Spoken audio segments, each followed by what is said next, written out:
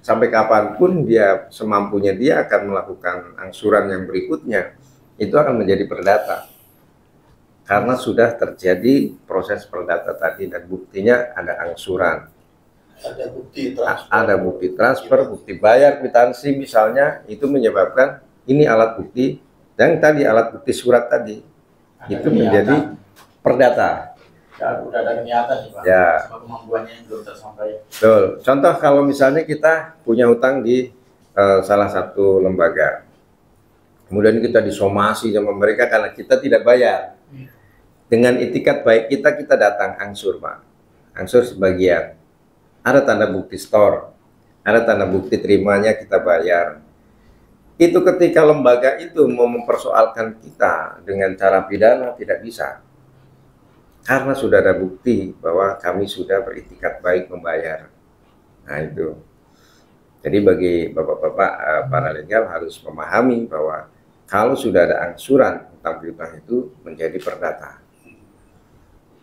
Dan dimaksudkan bahwa angsuran tadi itu adalah bukti dari itikat baik orang yang punya utang. Gitu. Tetapi kalau hutang tadi tidak ada angsuran sama sekali, bahkan dihubungi susah, ditelepon tidak bisa, telepon kita di reject, nah itu sudah diduga akan melakukan penipuan. Maka bisa jadi kita seperti perkara yang Bapak tadi dilaporkan ke pihak berwajib, kepolisian, bahwa diduga bahwa orang ini akan melakukan penipuan karena itikat baiknya tidak ada. Seperti itu. Kemudian jika tidak ada perjanjian tertulis, penggugat dapat melakukan somasi atau gugatan sederhana ke pengadilan. Gugatan sederhana itu kalau nilainya itu kecil. Nilainya kecil, misalkan nilainya 40 juta, itu bisa dilakukan gugatan sederhana. Tapi syarat gugatan sederhana apabila penggugat dan tergugat itu tinggal di satu kabupaten yang sama. Misalkan saya tinggal di Kota Bekasi, Bapak tinggal di Kota Bekasi. Saya menunggak utang 42 juta atau 32 juta. Kami bisa melakukan gugatan sederhana dengan diproses dengan difasilitasi oleh hakim tunggal. Akan diproses secara cepat, diselesaikan menurut hukum yang berlaku, yaitu hukum perdata. Itu gugatan sederhana. Nah, kalau gugatan umum itu bisa kalau antara si penggugat dengan tergugat terpisah satu kabupatennya, misalnya satu di Kota Bekasi, satu di kabupaten. Itu nanti konflik sengketanya diselesaikan di mana tuh? Nah, lokusnya terjadinya peristiwa itu ada di mana? Misalnya gugatannya di tempat tergugat tinggal. Tergugat misalnya tinggal di Kota Bekasi, penggugatnya ada di Kabupaten Bekasi, maka konfliknya ini diselesaikan di Pengadilan Kota Bekasi, di mana tergugat tinggal. Seperti itu Pak.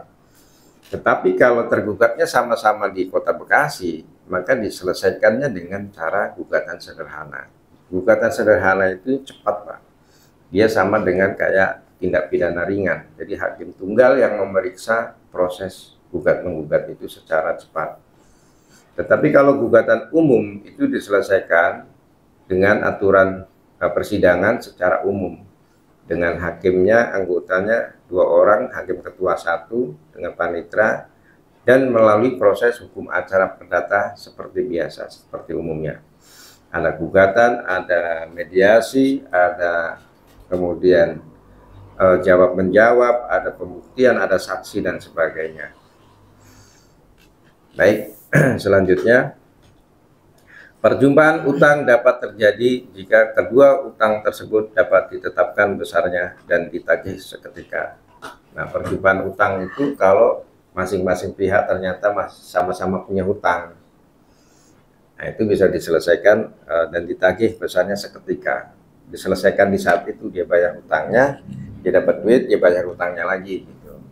Namanya perjumpaan utang. Oke.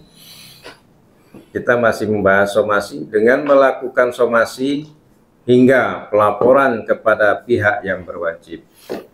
Jadi kalau somasi itu adalah langkah awal kita mau melakukan upaya hukum. Somasi itu sudah upaya hukum, Pak.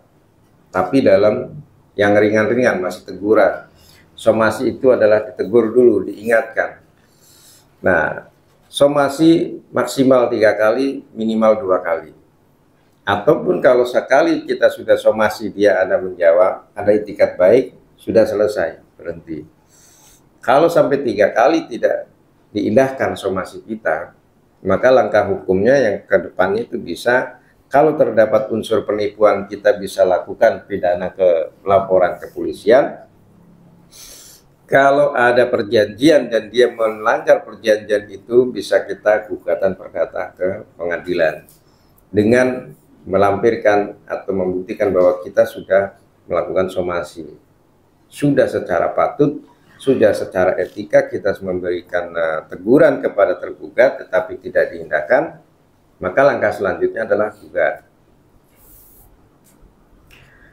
Oke, baik, selanjutnya hutang